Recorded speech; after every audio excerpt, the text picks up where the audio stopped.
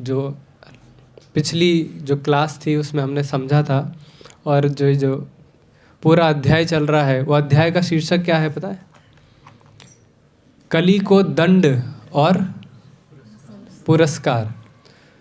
तो अभी किसकी बात हो रही है? दंड की, करेक्ट। आज का जो है श्लोका है उसमें क्या बताया है कि जो पिछला जो श्लोक था उसमें बता रहे हैं कि कल जो महाराज परीक्षित है उन्होंने अपनी तलवार निकाली है। क्यों निकाली है? उसको दंडित करने के लिए। तो क्यों दंडित करना चाहते थे उनको? क्यों उनको जो है पनिशमेंट देना चाह रहे हैं महाराज परीक्षित?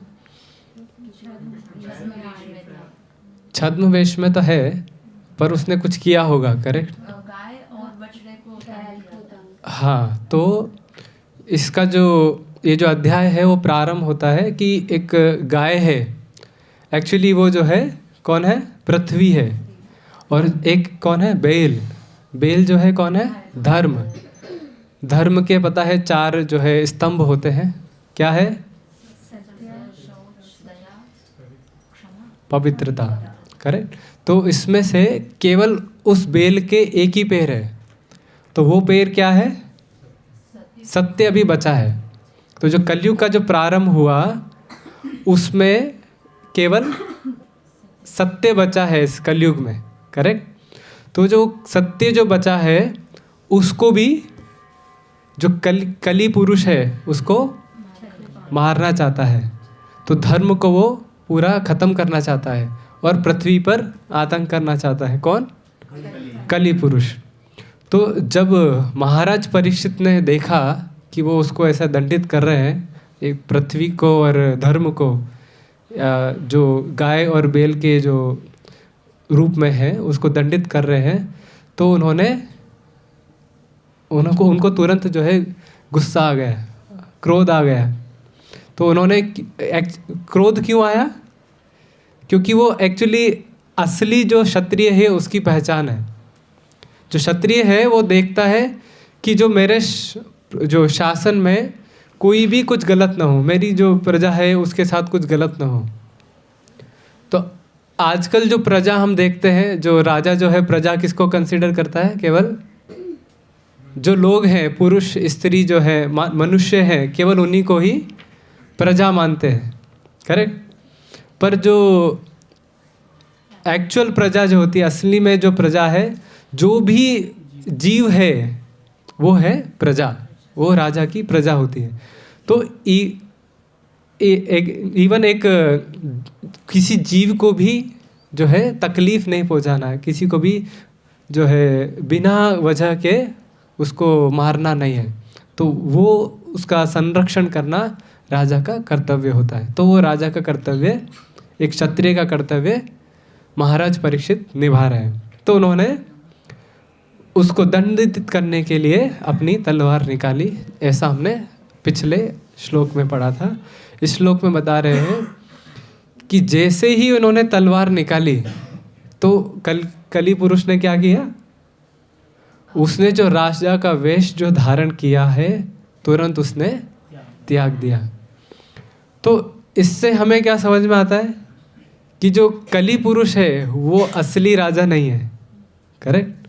उसने केवल राजा का वेश धारण किया हुआ है, वो असली राजा नहीं है।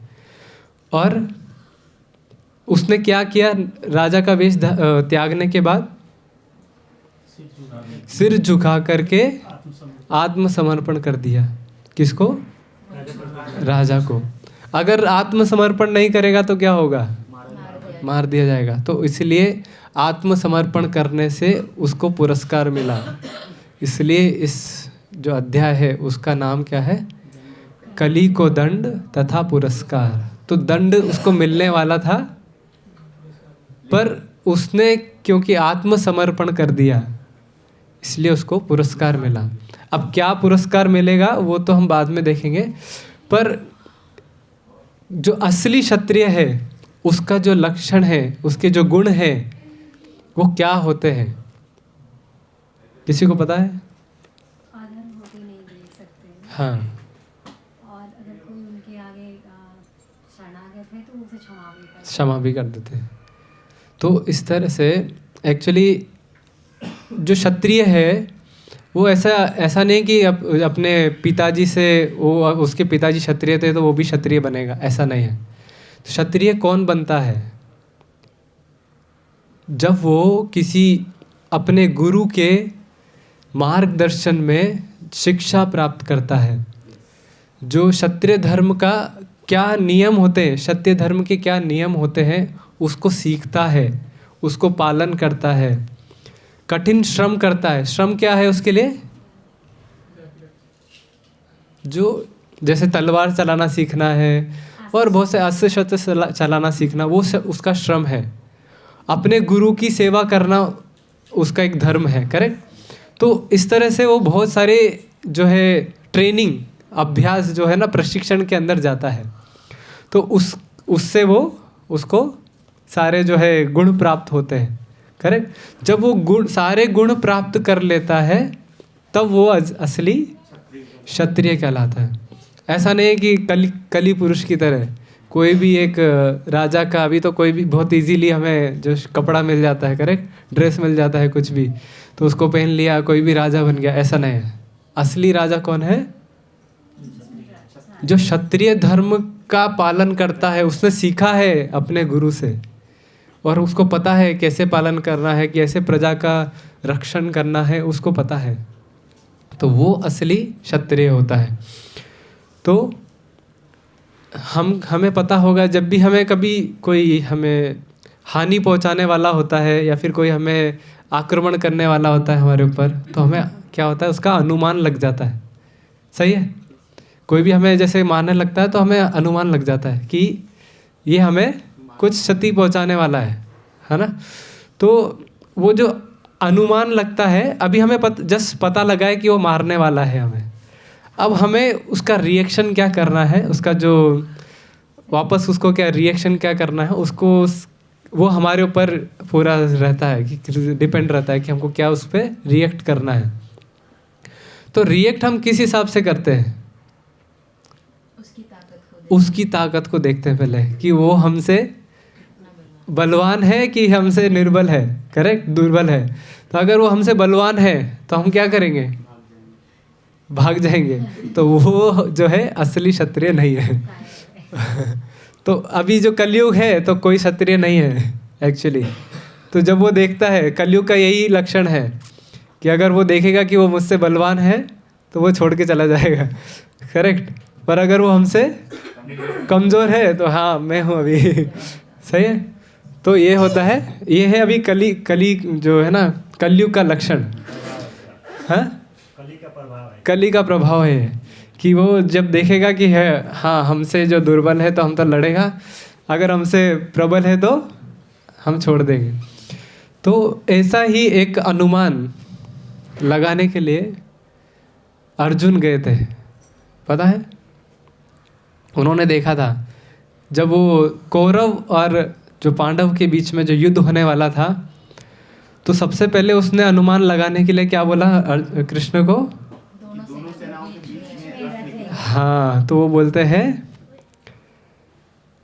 अर्जुन उवाचा सेनयोर उभयोर मध्ये रथम स्थापय मे अच्युता यावदेतान निरीक्षेऽहं योद्धु कामान अवस्थितान केर्मया सह योद्धव्यम अस्मिन् रण समुद्यमे। तो उसका अनुवाद क्या है? अर्जुन ने कहा, हे अच्युत, कृपा करके मेरा रथ दोनों सेनाओं के बीच में ले चलें, जिससे मैं यहाँ युद्ध की अभिलाषा रखने वालों को और शस्त्रों की इस महान परीक्षा में जिनसे मुझे संघर्ष करना है उन्हें देख सकूं।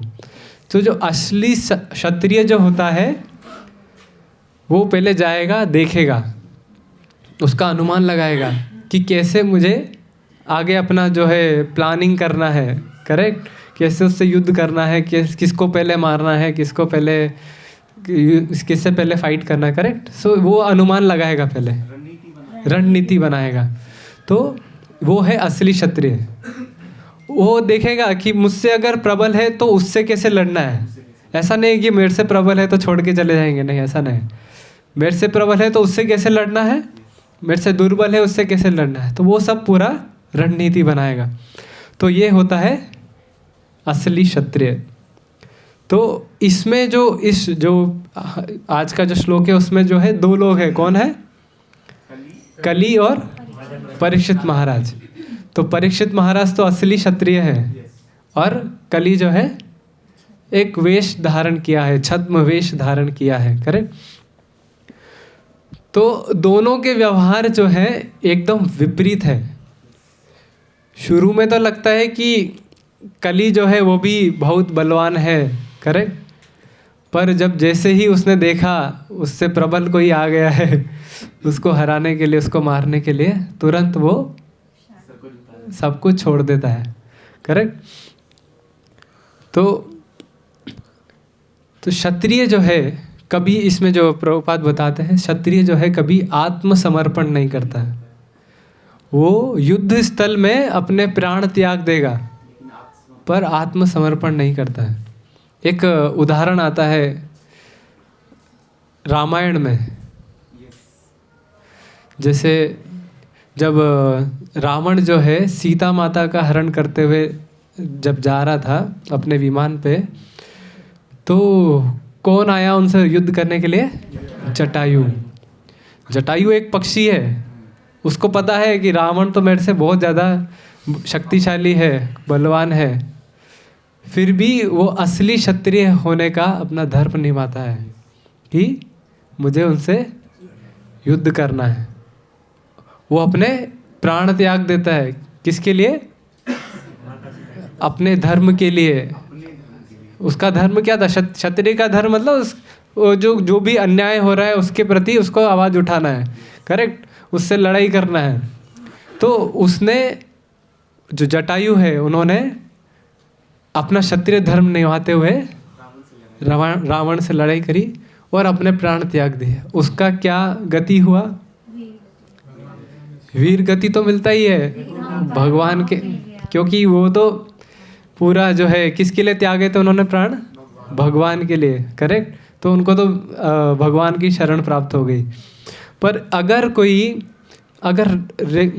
कुछ धर्म के लिए, किसी भी धर्म के लिए अगर लड़ता भी है, अगर उसमें उसका भगवान से रिलेशन भी नहीं है उतना, तो भी वो क्या होता है, जो इसमें जैसे भगवद गीता में बताते हैं, अगर आप युद्ध स्थल में मर भी जाते हैं तो या तो आप जीतोगे या फिर हारोगे। अगर जीत गए तो राजभोग मिलेगा, करेक्ट। जो राजा है उसका पूरा जो है आपको भोग, पूरा जो राजमहल है सबका भोग करने को मिलेगा, करेक्ट। पूरा राजमहल और पूरा जो है राज्य को भोग करने को मिलेगा।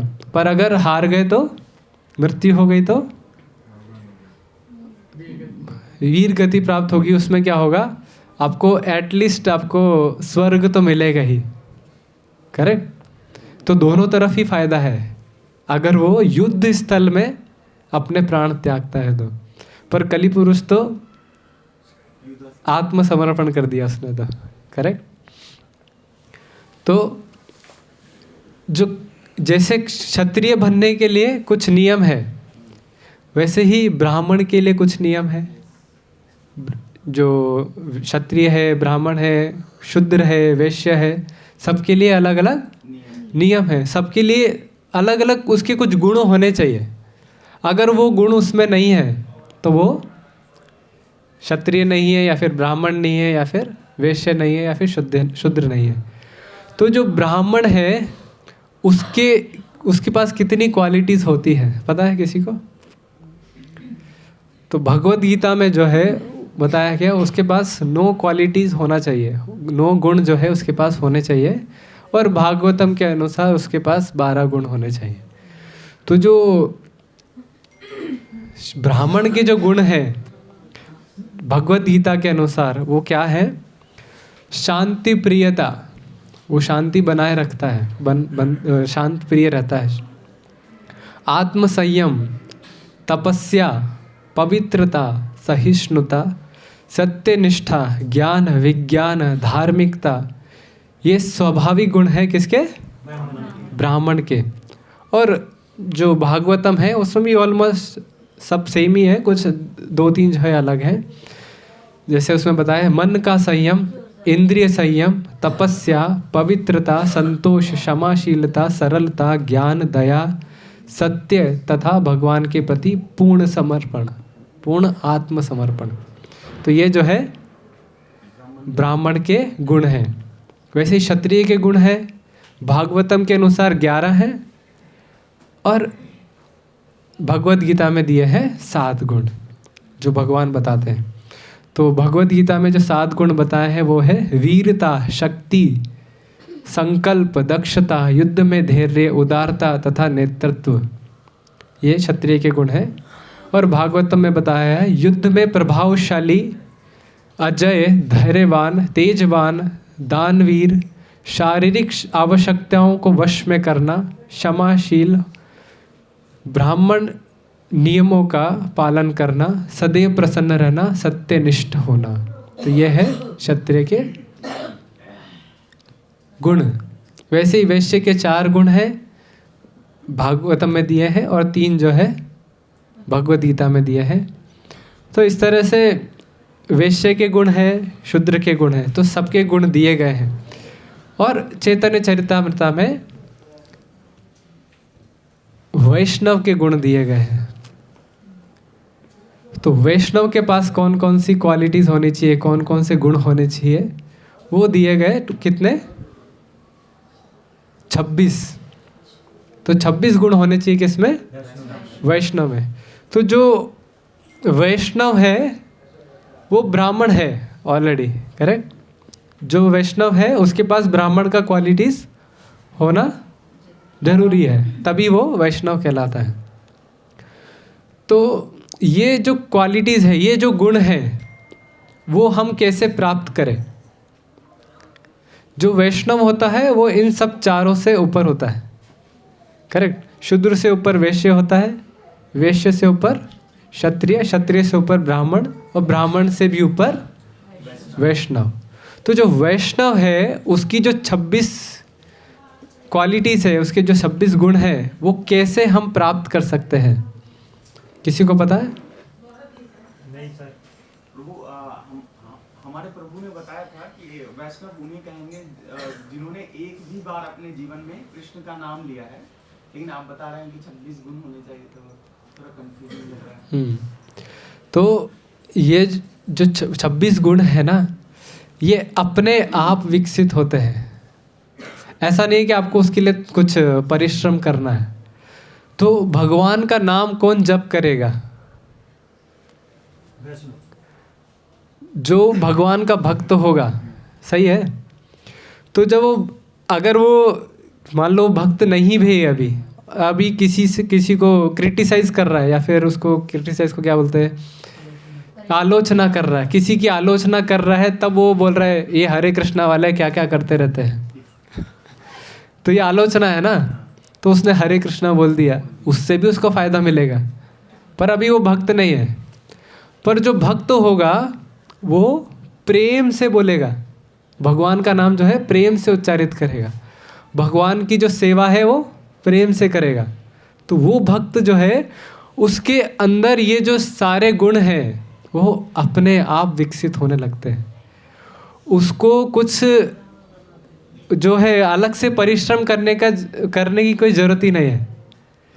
जैसे ब्राह्मण जो है उसको तो परिश्रम करना पड़ेगा, उसको तो कुछ एंडेवर लगाना पड़ेगा, अपना अभ्यास करना पड़ेगा, तभी उसको जो है उसकी क्वालिटीज़ जो है, उसके जो गुण हैं वो विकसित होंगे।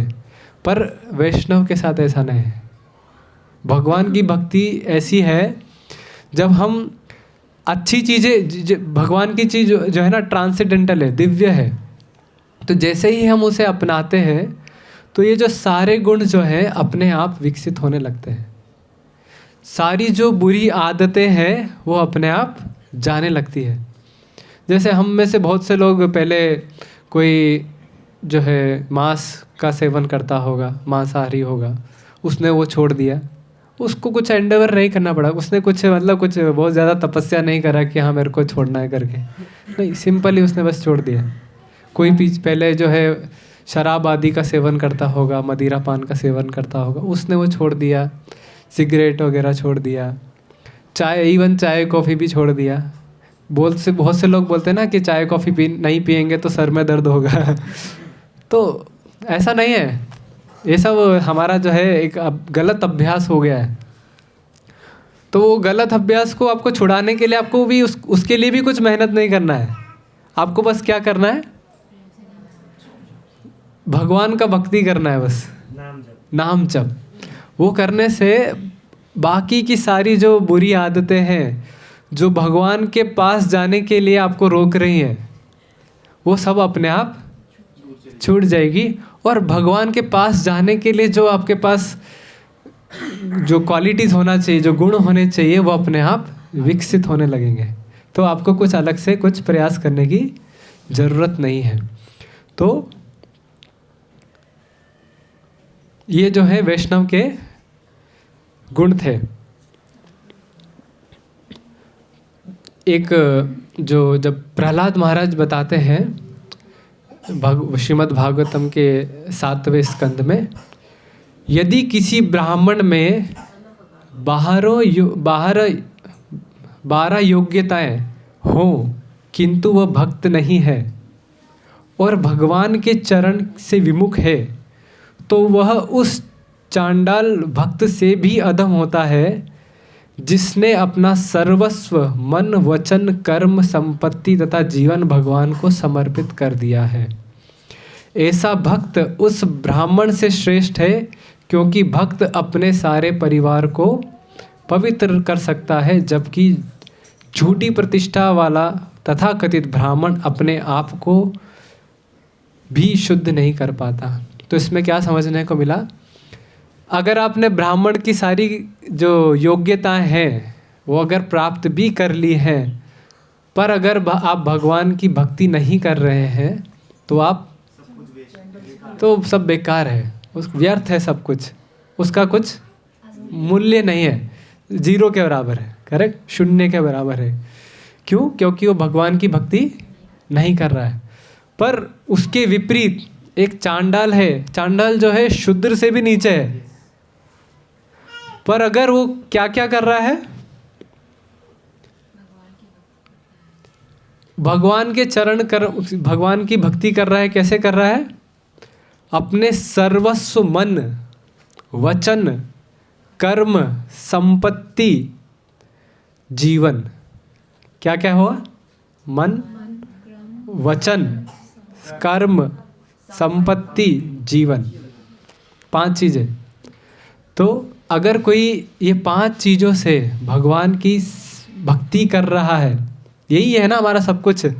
हमारा कर्म क्या है? हम क्या कर रहे हैं? केवल भगवान का कार्य कर रहे हैं।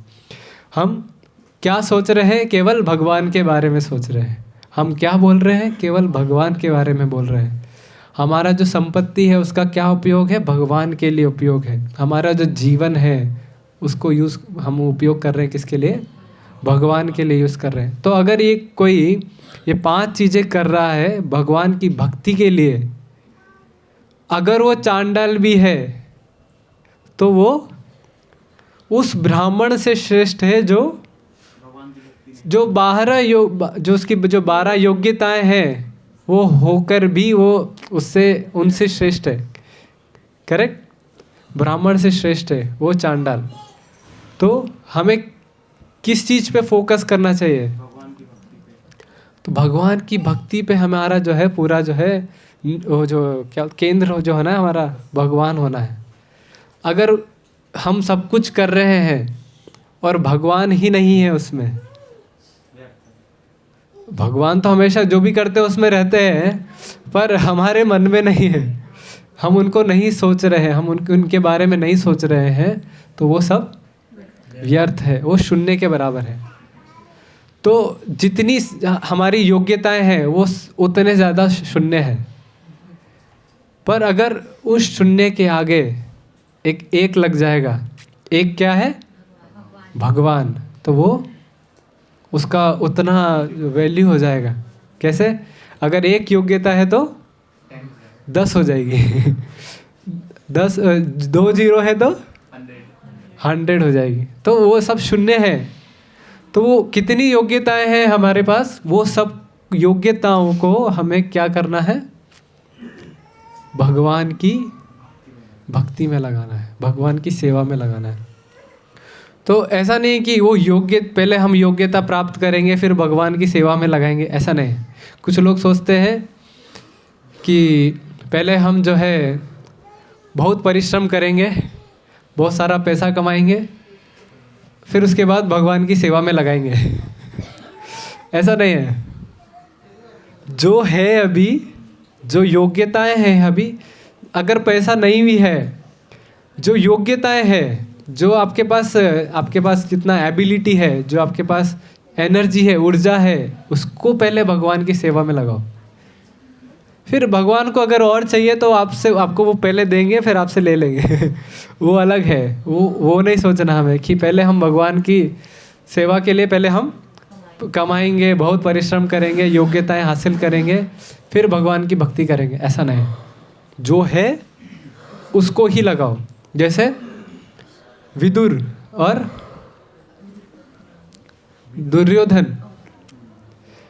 दुर्योधन ने क्या किया?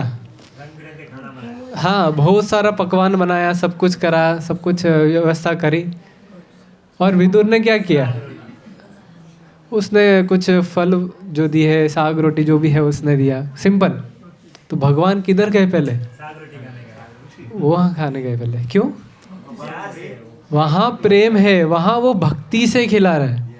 और यहाँ वो किस, उसको चाहिए कुछ उनसे, इसलिए वो खिला रहा है। करेक्ट?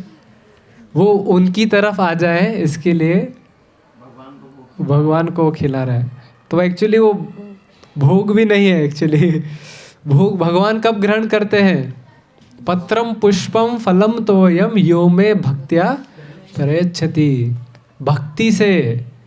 भक्ति से जब आप उनको अर्पित करेंगे, तब वो पत्र हो, चाहे पुष्प हो, चाहे फल हो, चाहे पानी हो, उसको भी वो ग्रहण कर लेंगे।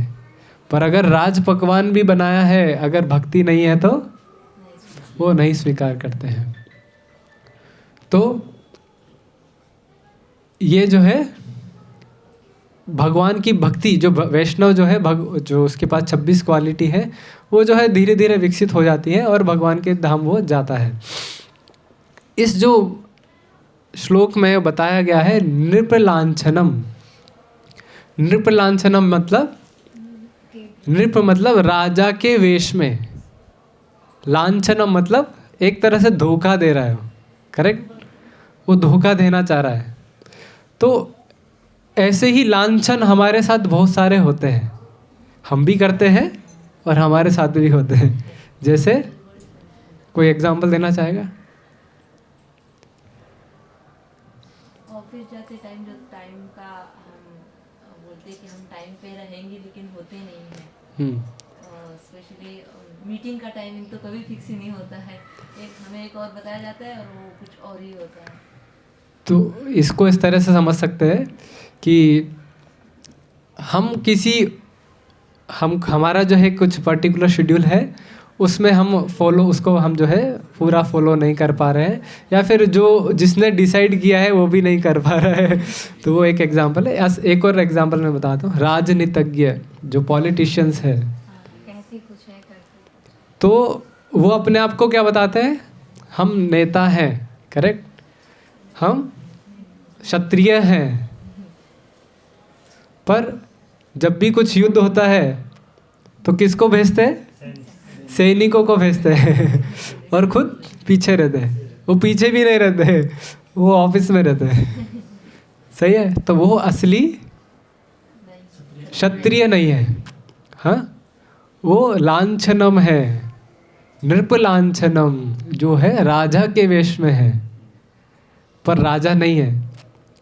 वो सोचते हैं कि जो है मेरे पिताजी या फिर मेरी जो माताजी है वो क्षत्रिय हैं, वो पॉलिटिशियन हैं, तो मैं भी पॉलिटिशियन बनूंगा। ऐसा कुछ उदाहरण भी है बहुत सारे। तो वो क्या है, जब उनकी हम स्पीच भी सुनते हैं, इवन जो उनके माता पिता ने किया है वो उतना भी नहीं कर पाते हैं। उनका जब स्पीच सुनते हैं, जो उनका जो पूरा जो देते हैं, स्पीच देते हैं, वो पूरा दूसरे का लिखा होता है, या फिर पूरा उसको भी पता नहीं है वो क्या बोल रहा है, तो वो क्या है, नृपलांछनम। वो राजा के वेश में है पर राजा के नाम पे कलर। राजा नहीं है वो। अपनी उसको पता नहीं है कि प्रजा क्या है, करेक्ट, उसको पता नहीं है प्रजा क्या है, वो बस लांछन कर रहा है, बस दूसरे को धोखा दे रहे हैं, करेक्ट।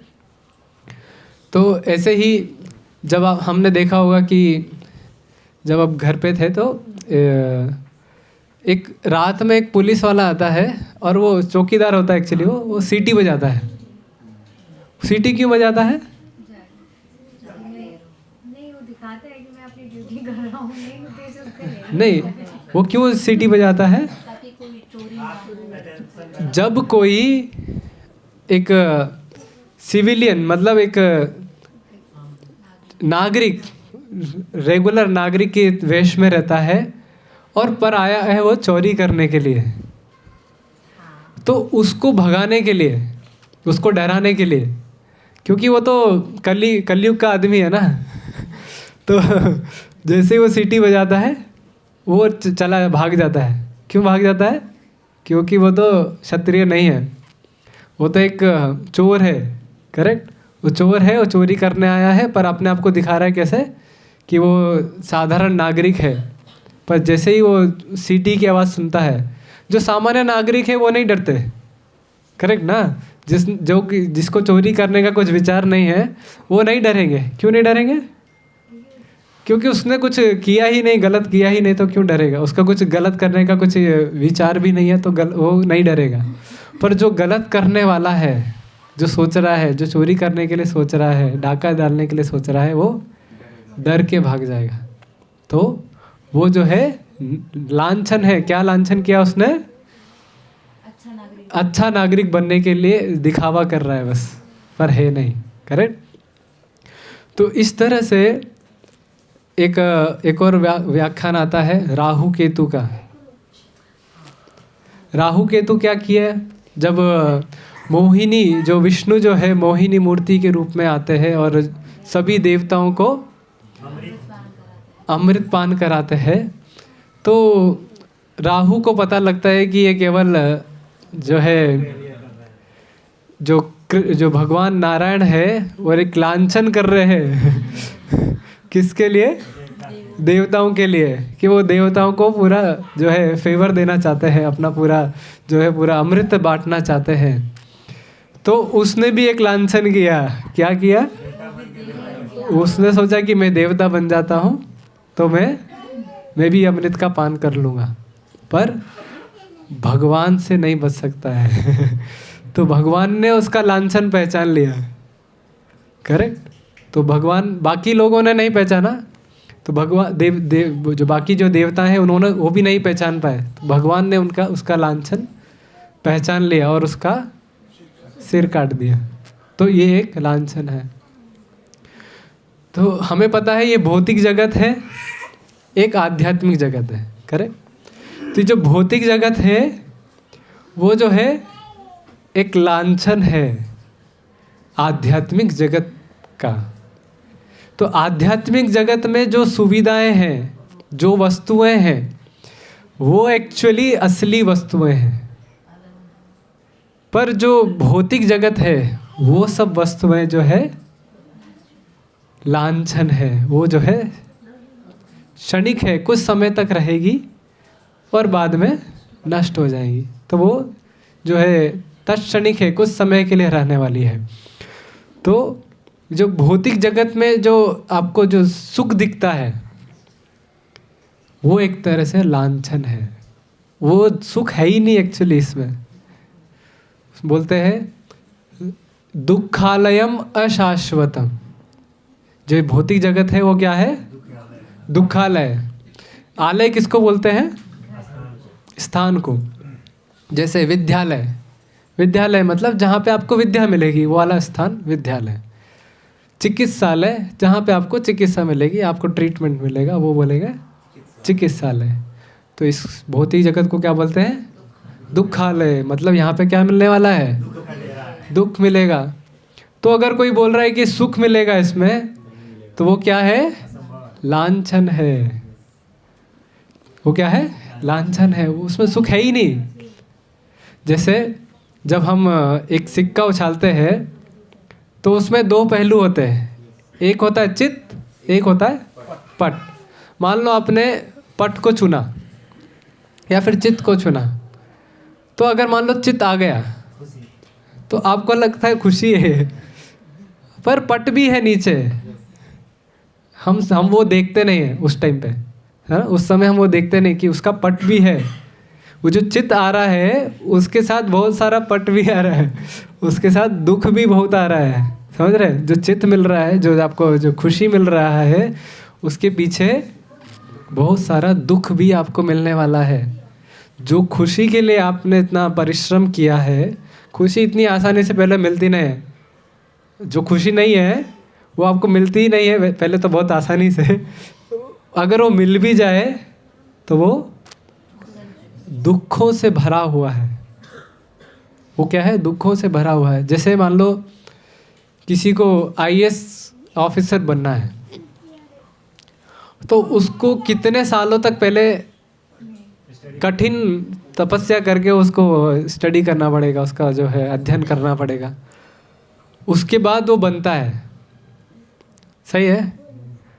तो उसको जो लगता है कि ये मिल गया तो सब कुछ मिल गया, पर वो जब मिलने के बाद और कितना परिश्रम करना है उसको पता नहीं है, फिर वो सोचता नहीं है उसके बारे में। सही है? IAS जो जितना आपने अध्ययन किया है ना, जितना परिश्रम किया है अध्ययन करने के लिए, उससे ज़्यादा परिश्रम आपको IAS ऑफिसर बनने के बाद करना है।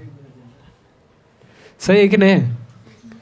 तो जो आपने पोजीशन लिया है परिश्रम करके, जो आपने जो स्थान प्राप्त किया है, जो एक पद प्राप्त किया है परिश्रम करके, उस पद को, जितना बड़ा पद उतना ज़्यादा परिश्रम और करना है। पहले तो जितना बड़ा पद मिलेगा उतना परिश्रम करना ही है उसको पाने के लिए। वो मिलने के बाद उससे ज़्यादा परिश्रम करना है उसको निभाने के लिए। सही है? जैसे कोई अगर फेरारी जो कार लेता है, उसको खरीदने के लिए पहले बहुत परिश्रम करना है, फिर उसको मेंटेन करने के लिए उससे ज़्यादा परिश्रम करना है। क्यों? उसका पेट्रोल, उसका सिंपल पेट्रोल नहीं होता है, रेगुलर पेट्रोल नहीं होता है, उसका अलग पेट्रोल होता है। उसको आप रेगुलर जगह पे चला नहीं सकते, तो उसको कितना परिश्रम करना पड़ेगा उसको मेंटेन करने के लिए। करेक्ट? तो जो जितना बड़ा पद उतनी बड़ी दायित्व रहता है, उतना दायित्व रहेगा उतना और परिश्रम करना पड़ेगा। तो ये जो भौतिक जगत है यहाँ पे सुख है ही नहीं, वो आपका सोच में सुख है बस। वो सुख जो है ना आपकी सोच में है बस। जैसे मान लो आपको 1 करोड़ रुपए भी मैं दे दूं, पर आपने जो बहुत परिश्रम किया है उसके लिए मैं आपको 1 करोड़ रुपए दूं, तो आप उसका क्या करोगे? क्या डिज़ायर? जैसे कुछ खरीद लिया, हाँ खरीद, मतलब पैसा मतलब खरीदना ही है ना, कुछ खरीद लिया, खरीद के क्या हुआ? है वेस्ट हो गया ना। वो तो आपको ऐसा तो है नहीं कि वो, पहली बात तो वो हमेशा नहीं रहेगा। करेक्ट ना? हमेशा नहीं रहने वाला है। दूसरा,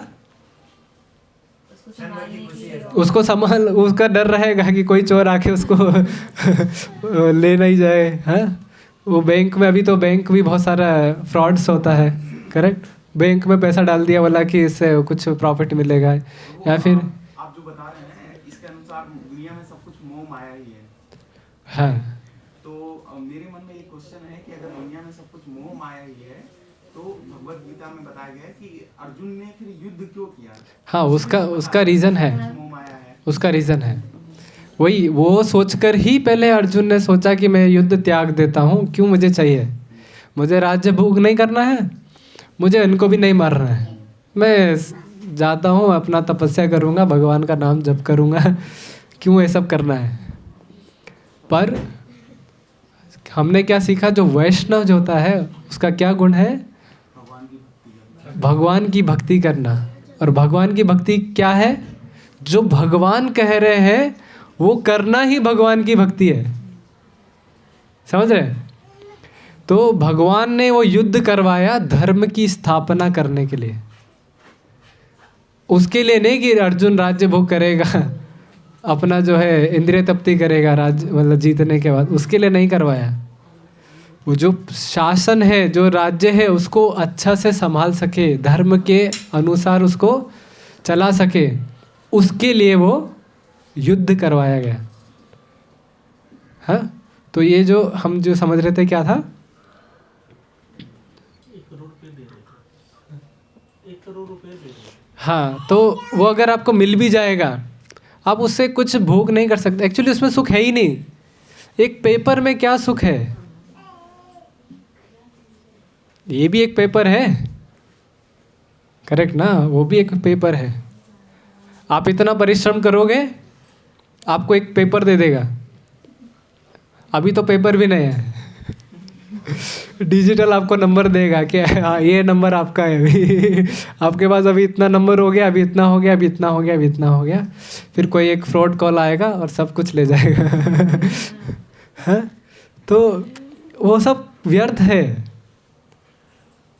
ऐसा नहीं कि हमें वो नहीं करना है, वो भी करना है, पर एक आपके पास उद्देश्य होना चाहिए कि वो क्यों करना है। जैसे इसमें बताया ना, जो चांडाल, उसने क्या क्या चीज़ें भगवान को समर्पित करी? 5 चीज़ें, मन, संपत्ति, वचन, कर्म, जीवन। हाँ, तो ये 5 चीज़ें उसने समर्पित करी। तो ये जो संपत्ति है वो भी हमें भगवान के लिए करना है।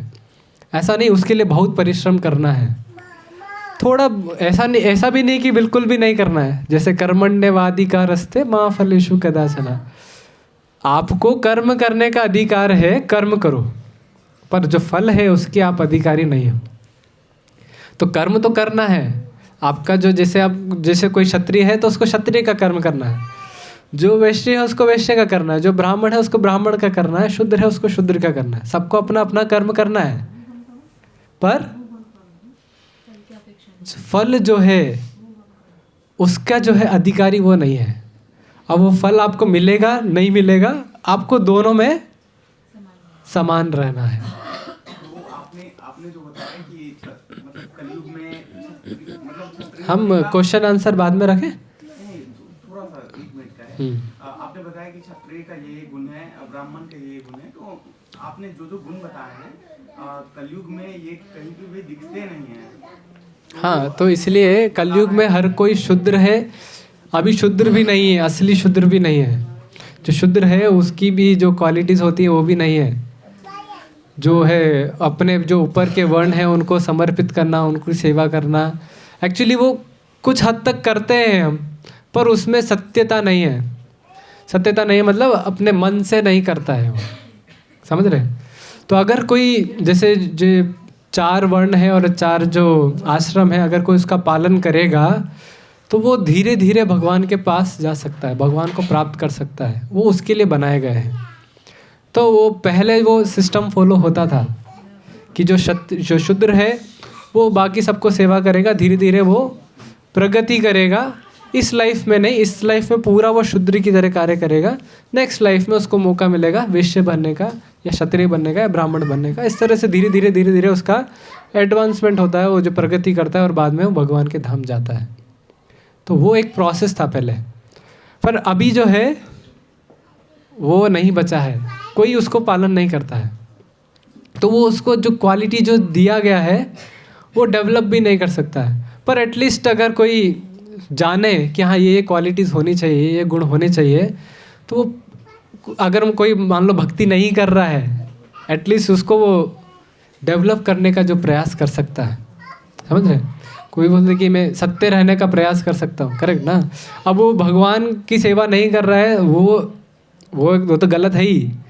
पर अगर एटलीस्ट कुछ पुण्य करेगा, उससे थोड़ा उसको जो है भगवान की प्राप्ति के लिए थोड़ा बहुत मे भी हो सकता है उसको एक योग्यता मिले बाद में। हाँ, जैसे जैसे कोई क्षत्रिय है, अगर वो उसना अपने क्षत्रिय धर्म का पालन करे तो ब्राह्मण बनेगा। अब वो ब्राह्मण जो है पूरा कंट्रोल रखेगा, सब कुछ करेगा, बाद में वो भक्त बन सकता है। समझ रहे? ब्राह्मण जो है वो भक्त बन सकता है। भक्त कैसे बनेगा? जैसे बताया, जो 4-5 जो 5 चीज़ें वो करे तो।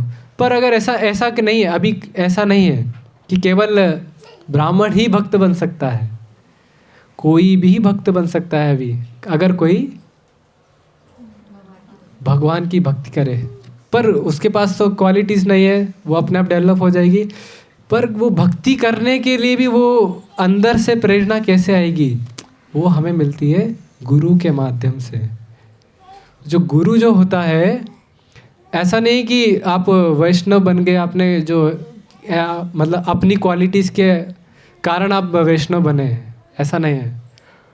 जो प्रभुपाद है, गुरु जो है, उन्होंने हमें, उनकी दया से हम जो है वैष्णव बनने का प्रयास कर रहे हैं।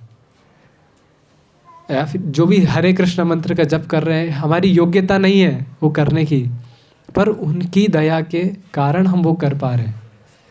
तो इसलिए हम जो है इस पाथ पे हैं, इस जो पथ पर हैं। ऐसा नहीं कि हमारी योग्यता के कारण है कि हम ब्राह्मण बन गए इसलिए हम अभी वैष्णव हैं, ऐसा नहीं है। हमें जो है प्रभुपाद के द्वारा एक दया प्रदान करी गई है, उसी से ही हम वो जो है भक्ति के पथ पर है अभी, है ना। तो इस तरह से भौतिक जगत में बहुत सारे लांछन हैं, जैसे प्रेम बोलते ना, लव। तो इस भौतिक जगत में प्रेम है ही नहीं, एक्चुअली प्रेम नहीं है, वो एक लांछन है। वो लांछन क्या है? काम। वो कुछ चाहता है उसके बदले में, तभी वो प्रेम है, तभी वो ऐसा लगता है कि प्रेम है, पर वो प्रेम नहीं है। वो क्या है? काम है, लांछन है। क्या है वो? काम। उसी प्रकार से जैसे बॉलीवुड्स में देखते हैं हम, कोई भी इंडस्ट्री जो मूवी इंडस्ट्री और जो भी है, सब लोग बहुत सारा मेकअप करते हैं, कॉस्मेटिक्स लगाते हैं। क्यों लगाते हैं? हमारा जो असली रूप है उसको ढक दे, लांछन है। उनका जो मुंह है, जो उनका जो क्या बोलते हैं उसको, फेस जो है, चेहरा जो है, वो उतना सौंदर्यपूर्वक नहीं है, इसलिए वो लोग कॉस्मेटिक यूज़ करते हैं। करेक्ट ना? कोई भी वो क्यों कर रहे हैं? जिससे अच्छे दिख सके। पर बाहर से भी हम अच्छे नहीं हैं, मतलब अंदर तो दूर की बात है, बाहर से भी अच्छे नहीं हैं। कोई लोग अभी तो बहुत फैशन है, नहाते नहीं हैं लोग, तो क्या करते हैं? परफ्यूम लगाते हैं, इत्र लगाते हैं। क्यों? सबको लांछन दिखाना है, लांछन है, वो एक लांछन है कि वो तो है ही उसके अंदर भी बहुत, मतलब आप ऑलरेडी किसी एक, जैसे बोल रहा हूँ ना कि पैसा दिया आपको लग रहा है वो खुशी है, वो भी एक माया है। कि आपको लग रहा है कि खुशी दे रहा है, वो भी एक माया है। तो मोह माया ऐसा नहीं कि केवल पैसा ही है। जो भी चीज़ आपको भगवान से दूर लेके जा रही है, वो ही मोह माया है। जो आपको भगवान के पास ले जा रही है, वो एक्चुअली योग माया है, वो मोह माया नहीं है, वो योग माया है। तो वो हमें जो है उनके अंडर में जाना है। वो कैसे जा सकते हैं? जो हमने 5 चीज़ें बताई वो करना है, ठीक है। ऐसे बहुत सारे एग्जाम्पल्स हैं, जैसे आजकल जो सब्जियां मिलती है, सब्जियां कैसे एकदम रंग बिरंगी दिखती है एकदम बाहर से, हाँ, और अंदर से देखा तो कीड़ा निकलता है या फिर पूरा खोखला रहता है। अभी आजकल कीड़ा भी नहीं निकल रहा है ना, आजकल तो वही बहुत, अगर कुछ रंग बिरंगी नहीं दिख रही है तो कीड़ा रहेगा, या फिर उसको खाने के बाद आपको कुछ फ़ायदा नहीं मिलने वाला है। हाँ, वही सब रंग बिरंगा बनाया जा रहा है उसको। जैसे होटलों में हम जाते हैं, क्यों खाने जाते हैं होटलों में? भूख तो आप घर में भी मिटा सकते हैं। क्यों स्पेशल खाना है? नहीं, टेस्ट के लिए। टेस्ट के लिए। वो स्वाद आपको कैसे मिलेगा? बाकी सब्जी जो है वो तो अच्छी है नहीं, कुछ भी अच्छा नहीं है तो स्वाद कैसे मिलेगा? सब कुछ वो लोग केमिकल्स जो है मिलाते हैं उसमें। कॉस्मेटिक उसको नहीं बोलते, उसको केमिकल्स बोलते हैं। तो जो रसायन जो है उसमें मिलाए जाते हैं तो उससे वो स्वादिष्ट लगने लगती है। वो खाने में उतनी नहीं है पर एटलीस्ट देखने में तो बहुत अच्छी दिखती है। करेक्ट? तो ये सब क्या है? लांछनम। तो ऐसे बहुत सारे लांछन होते हैं हमारे साथ, हम भी करते हैं कि नहीं करते? करते हैं ना। अपने आप से ही कर देते हम अपने आप से ही कर रहे हैं। कोई सोचता है कि अब तो मैं 16 माला जप करता हूँ, भगवत गीता का अध्ययन करता हूँ, अब मैं साधु का भी वेश धारण कर लिया है, तिलक लगाता हूँ, शिखा रखा है, मैं साधु हो गया। नहीं, ऐसा नहीं है।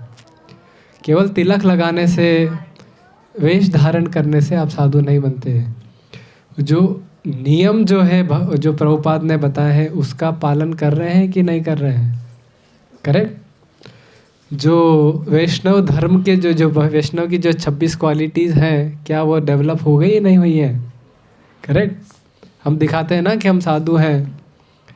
जैसे बहुत सारी बार हमने देखा, कुछ फैमिलीज़ रहते हैं, वो बोलते हैं कि हाँ हम तो मंदिर जाते हैं रोज़ाना, हम बहुत बड़े भक्त हैं, हम घर भगवान का पूजा करते हैं, सब कुछ करते हैं। पर जब हम उनसे कुछ भगवान की सेवा के लिए कुछ जब पैसा मांगते हैं तो वो मना कर देते हैं, नहीं हम करते हैं, मन में करते हैं, ये करते हैं, वो करते हैं। तो वो क्या है? लांछनम है। एक्चुअली वो उसको भी पता नहीं है कि वो लांछन है, उसको लग रहा है कि मैं भक्ति कर रहा हूँ। पर जब तक वो मार्ग गुरु के द्वारा नहीं बताया गया है, असली गुरु के द्वारा नहीं बताया गया है, तो वो सब लांछन है। तो वो सब हमें असली गुरु कैसे मिलेंगे? तो असली गुरु जो है भगवान की कृपा से मिलते हैं। जिसके पास भगवान, पहले हमारी इच्छा होनी चाहिए। अगर हम ठगे जाना चाहते हैं तो हमें ठगने के लिए बहुत सारे नकली गुरु मिल जाएंगे। समझ रहे? कैसे ठगे जाना चाहते हैं? हम चाहते हैं कि हम तपस्या ना करें पर फिर भी भगवान का जो है भक्ति मिल जाए हमें। जैसे बहुत सारे लोग बोलते हैं आपकी जो इच्छा है वो करो, पर ये जो है 2 लाख रुपए का जो है हवन करा दो, ये जो है भागवतम का पाठ करा दो, सब कुछ हो जाएगा। वो क्या है? लांछनम है। करेक्ट?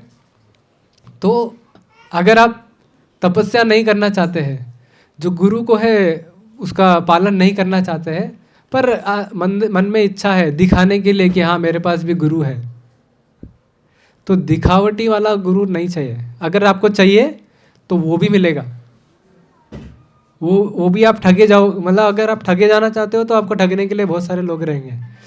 जैसे बहुत सारे मैसेज आते हैं ना कि आपके अकाउंट में इतना 1000 रुपये आ गया है, उतना 1000 रुपये आ गया है, फेक मैसेज आते हैं। तो आपको पता है कि कोई भी आपको मुफ्त में कुछ नहीं देगा। करेक्ट ना? कोई आपको क्यों देगा? आपने कुछ परिश्रम नहीं किया उसके लिए, तो आपको क्यों देगा वो? पर फिर भी हम ठगे जाना चाहते हैं और हम उस लिंक पे क्लिक करते हैं और हम ठगे जाते हैं। वैसे ही आप जो है प्रॉब्लम क्या है? हम जो है परिश्रम करना नहीं चाहते और हमें चाहिए कि सब कुछ मिल जाए। सही है? हमको भगवान की प्राप्ति भी हो जाए, सब कुछ हो जाए, पर परिश्रम नहीं करना। तो अगर ऐसा इच्छा है तो ठगे जाएंगे। पर अगर इच्छा है कि नहीं मेरे को भगवान की सेवा ही करनी है, पक्का ही है, आपने मतलब दृढ़ निश्चय है, तो आपको असली गुरु मिल जाएंगे। अगर आपकी इच्छा नहीं है और असली गुरु आपको मार्गदर्शन भी करे कभी कभी, फिर भी आप छोड़ के चले जाते हैं। क्यों? क्योंकि आपको ठगना है, ठगे जाना है किसी के द्वारा, तो आप चले जाएंगे दूसरे पाथ पे। मान लेते हैं गुरु जी नकली गुरु है, उससे दीक्षा लेके कोई भी नाम जप, हम अपने अच्छे मन से नाम जप कर रहे हैं, तो क्या फायदा होगा? तो ऐसा नहीं है कि हम जो है केवल नाम जप से ही सब कुछ हो जाएगा, वैसे तो हो जाता है, पर क्यों होता है? वो होता है क्योंकि एक, जैसे आपको पता होगा प्रभुपाद जी बोलते हैं कि आप 16 माला का जप करो, पर बोलते हैं कीर्तनीय सदा हरि, तो प्रभुपाद तो केवल 16 माला ही बोल रहे हैं। तो एक तरह से ये संबंध है भगवान का और गुरु का, जो हमारे जो जिसको भी जो उनके शिष्य हैं वो हमारे गुरु हैं, करेक्ट। तो उनके बीच में एक संबंध है। तो उन्होंने बताया कि 16 माला करने से आपको भगवान प्राप्त होंगे, समझ रहे? तो तब अगर आपने किया, समझ रहे, तब जो है भगवान जो है उसको कंसिडर करेंगे, समझ रहे। पर अगर एक नकली गुरु है, उसके पास उसका संबंध ही नहीं है भगवान से, तो कैसे आपको मिलाएगा वो? तो फिर मुझे नाम जप से कोई असली गुरु मिल सकते हैं? हाँ, आपको पथ पर आपको, जैसे आपने हरे कृष्णा बोला ना, किसी भी तरह से बोला, ऐसे बहुत से लोग हैं जो पहले क्रिटिसाइज करते थे, जो उसको पूरा एकदम उसकी आलोचना करते थे, पर बाद में धीरे धीरे वो भी भक्त बन गए। कैसे बने? क्योंकि वो नाम जप करने से आप जो है शुद्ध होते हैं, आपकी जो चेतना है शुद्ध होती है। जब वो चेतना शुद्ध होगी तो वो आप जो है भगवान जो है फिर आपको एक असली जो गुरु है, प्रामाणिक गुरु जो है उससे मिलाएंगे। फिर वो प्रामाणिक गुरु का जब हम शरण ले लेंगे तब हम जो है भगवान के धाम जा सकते हैं। ऐसा नहीं कि हम डायरेक्ट भगवान का सेवा ही करेंगे, गुरु नहीं चाहिए, ऐसा संभव नहीं है। केवल डायरेक्ट भगवान भी उसको एक्सेप्ट नहीं करेंगे। क्यों नहीं करते? क्योंकि सोच अभी भी वही है। क्या सोच है? हम क्यों आए इस भौतिक जगत में? हमारे भौतिक जगत में आने का कारण क्या है? वैष्णव नाम प्राप्त करना। नहीं, क्यों आए हैं, हमें क्या करना है वो तो नहीं, क्यों आए हैं इस भौतिक जगत में? हाँ, क्योंकि हमारी जो इच्छा है वो क्या थी? भोग करने की। तो वो भोग करने की इच्छा थी, इसके लिए हम इस भौतिक जगत में आए हैं, करेक्ट। तो और भोग करना है तो मतलब एक पोजीशन चाहिए, किसी के ऊपर रूल करना है, इंडिपेंडेंट रहना है, स्वतंत्र रहना है, तभी तो भोग करेंगे। तो वो इंडिपेंडेंट नेचर, जो स्वतंत्र रहने का जो स्वभाव है वो रहता है। तो वो स्वतंत्र रहने का जो स्वभाव है वो अभी भी दिख रहा है अगर कोई एक गुरु को जो है स्वीकार नहीं करता है, डायरेक्ट भगवान का सेवा करना चाहता है, बोला नहीं चाहिए गुरु, तो वो स्वतंत्रता जो अपनी जो स्वतंत्र व्यवहार है उसको दर्शाता है। तो वो अभी भी आपका गया नहीं है, इसलिए आप गुरु को स्वीकार नहीं कर रहे हैं। तो ऐसा नहीं कि केवल गुरु और कृष्ण ही है, भक्तों का भी आपको सेवा करना है, उनकी बातें सुनना है, उनका जो प्रवचन है वो सुनना है। तो इस तरह से जब हम बोलते हैं ना दास दास दासानुदास, चैतन्य महाप्रभु बोलते हैं गोपी भर्तुर पद कमलयोर दास दासा दासानुदास, मतलब मैं जो हूँ, जो गोपीज जो है, गोपी पद कमलयोर, जो गोपी जो है किसकी सेवा कर रही है? कृष्ण की। उनके दास का दास का दास का दास बनना चाहता हूँ। तो जब आप दास का दास का दास बनना चाहेंगे तब समझ में आएगा कि हाँ आप शरणागत हैं। जैसे कली पुरुष ने क्या किया? उन्होंने स्वीकार किया कि मैं आपको समर्पित करता हूँ। तो प्रहलाद महाराज बोलते हैं कि मुझे जो है आपका जो, जैसे जब नरसिम्हा देव प्रकट हुए थे तो ब्रह्मा जी, लक्ष्मी जी, नारद मुनि सब जो है भयभीत थे, डर गए थे। उनसे बात करने के लिए कोई भी नहीं जा रहा था।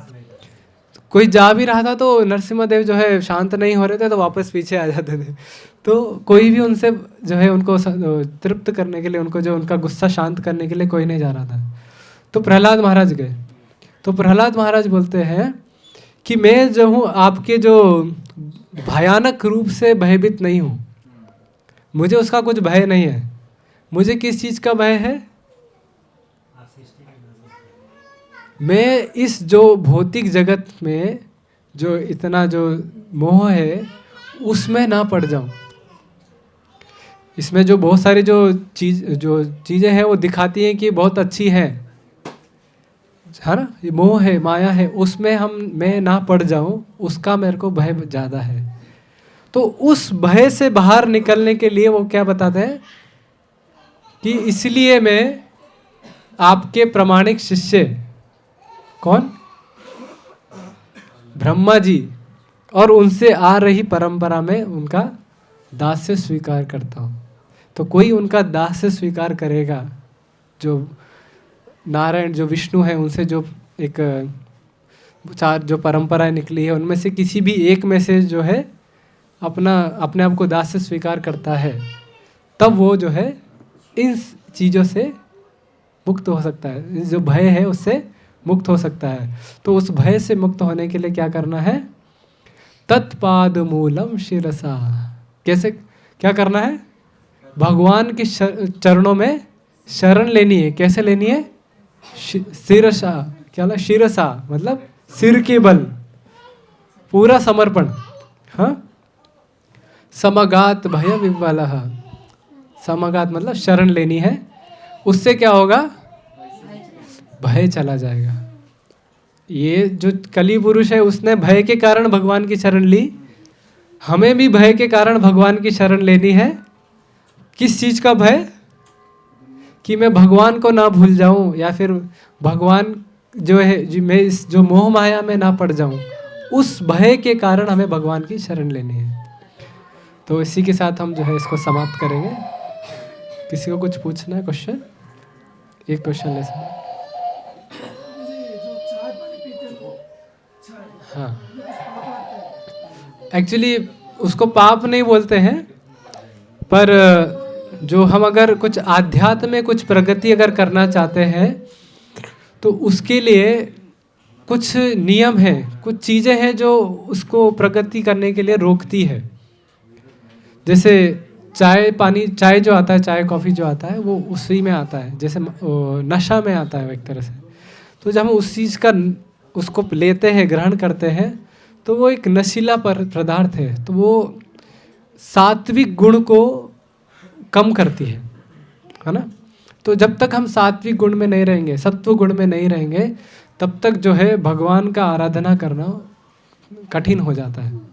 तो इसीलिए हम जो है उन सबको भी त्यागते हैं। प्रभु भगवान श्री कृष्ण को ऋषिकेश भी कहा जाता है। ऋषिकेश मतलब जितने भी सेंसेस हैं उनको कंट्रोल करने वाले। हाँ, तो मेरा ये क्वेश्चन है कि अगर वो सब कुछ को कंट्रोल कर सकते हैं हमारे सेंसेस को, तो वो सभी का सेंसेस में अच्छी चीज़ों को क्यों नहीं डाल देते? तो एक्चुअली ऐसा आप भूल रहे हैं, मैं एक एग्जांपल देता हूँ। मान लो कोई एक लड़का किसी लड़की को पसंद करता है, समझ रहे, वो पसंद करता है उसको, उसके पास सारा पावर है, पर अगर वो उस पावर से उस लड़की को अपनी तरफ आकर्षित कर भी ले, पर अगर उसमें वो प्रेम नहीं है, अगर वो लड़की जो है प्रेम से उसकी प्रति आकर्षित नहीं है, तो वो तो फोर्स हो गया, एक दबाव के कारण हो जाएगा। तो इसी तरह से भगवान के पास सब पावर है, भगवान कुछ भी कर सकते हैं, पर अगर वो उस दबाव से, अगर फोर्स से आपको अपनी तरफ खींचना चाहेंगे, तो उसमें वो प्रेम नहीं रहेगा। करेक्ट, अगर प्रेम नहीं रहेगा तो आप वो एक संबंध जो है ना, अच्छा संबंध नहीं रहेगा, समझ रहे। तो वो संबंध अच्छा बनाने के लिए आपको वो प्रेम जो है अपने अंदर उजागर करना पड़ेगा भगवान के लिए, तब वो जो है आप वो जो संबंध है, जो भगवान के प्रति जो संबंध है, तब वो इस्टेब्लिश होगा, तब आप खुश रह सकते हैं, तब वो अच्छा संबंध माना जाएगा। मतलब फोर्सफुली हम हाँ, चले तो फिर इच्छा जगेगी कि हम हाँ, तो अगर मान लो फोर्सफुली हम चले भी जाएं, जैसे बोलते हैं कि 14 पीढ़ी जो है, अगर कोई भक्त बन गया उसकी 14 पीढ़ी जो है पूरा जो है मुक्त हो जाती है, तो वो 14 पीढ़ी मुक्त होती है, पर उनके पास फिर भी एक इंडिपेंडेंस रहता है कि भगवान के पास जाना है कि नहीं जाना। अगर वो इंडिपेंडेंस का गलत उपयोग करेंगे तो वापस वो भौतिक जगत में आ जाएंगे, पर एक एनवायरनमेंट उनको दिया जाता है, अच्छा एनवायरनमेंट। भगवान केवल एक एनवायरनमेंट दे सकते हैं, फोर्स एक थोड़ा सा, अगर वो थोड़ा बहुत कभी कभी फोर्स भी करते हैं, पर उसके पीछे भी एक ट्रेनिंग रहता है। वो ट्रेनिंग तो आपको पूरा करना ही है। जैसे अजामिल ने एक बार नारायण बोला, उससे जो है वो विष्णु दूत आ गए उसको रक्षा करने के लिए, पर उसको वो भगवान के धाम लेके नहीं गए। उसको एक मौका दिया कि आप अभी प्रयास करो, भक्ति करो। जब आप शुद्ध हो जाओगे, जब आप पूरा जो प्रेम जो है ना भगवान के लिए जो पूरा डेवलप हो जाएगा, तब वो हम जो है भगवान के पास जा सकते हैं। हाँ, तो हम यही समाप्त करते हैं। श्रीमद् भागवतम की, विश्व गुरु शिला प्रभुपाद की, गौर प्रेमानंद।